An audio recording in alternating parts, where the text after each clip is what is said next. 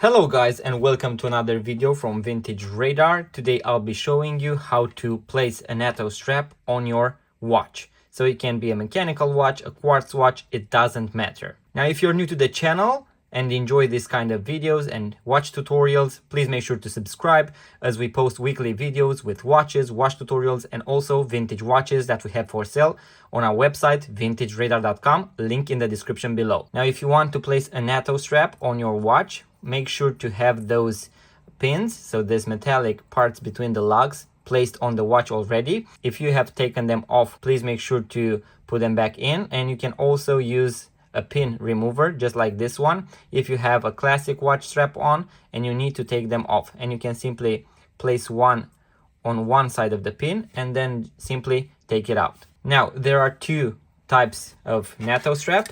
You have this simple one from one piece, and this one, it is pretty obvious how you place it. You simply start from 12 o'clock, so make sure to have the buckle at 12 o'clock, then go all the way or until the point that you want the strap to be, and then simply take the other one and go between the pin and the case of the watch.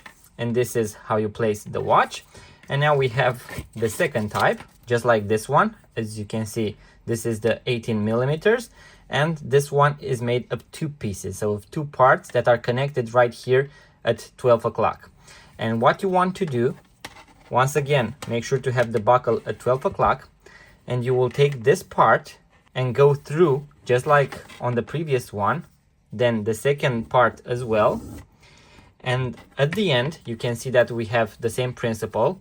You will take this small part of the strap and go through the small ring, and this is how you place the watch on your NATO strap. These are very fun and very easy to replace, and you can actually have different colors, different styles depending on the occasion or how you get dressed.